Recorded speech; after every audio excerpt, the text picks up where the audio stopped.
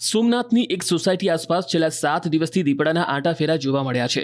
સતત 7 દિવસથી દીપડો રાતના સમયે આંટાફેરા મારતો જોવા મળતા સ્થાનિકોમાં ફફડાટ ફેલાયો છે।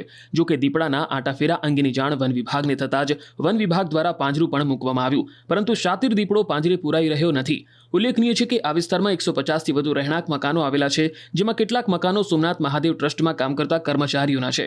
ખાસ કરીને આ રસ્તેથી સોમનાથ મંદિર જવાતું હોવાથી સ્થાનિકો અને પ્રવાસીઓમાં ભયનું વાતાવરણ જોવા મળ્યું હતું। તો મંદિર નજીકથી દુકાનો પણ વેપારીઓ મોડી રાત સુધી ખુલ્લી રાખી શકતા નથી। અહીંયા ઘણા દિવસથી આ દીપડાની દહેશત છે અને રોજ આંટાફેરા છે અહીંયા દીપડાના। તો અહીંયા સોમનાથ ટ્રસ્ટના કર્મચારી પણ રહે છે। આ ખૂબ એક ગીચ વિસ્તાર છે। 150 થી 200 મકાનો આવેલા છે।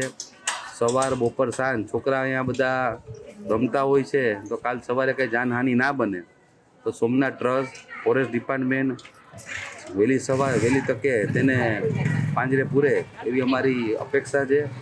સોમનાથ ટ્રસ્ટને પણ જાણ કરેલ છે, ફોરેસ્ટ ડિપાર્ટમેન્ટને પણ જાણ કરેલ છે, ખુદ મેં પણ ફોરેસ્ટ ડિપાર્ટમેન્ટને જાણ કરેલ છે। સોમનાથ ફોરેસ્ટ ડિપાર્ટમેન્ટે પાંજરું મૂકેલું પણ છે, પણ પાંજરું જ્યાં મૂકેલું છે એ થોડું દૂર છે।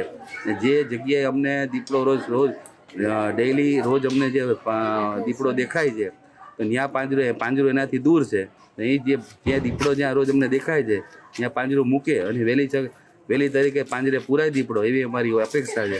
વહેલી તરીકે પાંજરે પૂરે દીપડાને, ને આ લોકો અત્યારે મને જે દહેશત છે એ દહેશત દૂર થાય।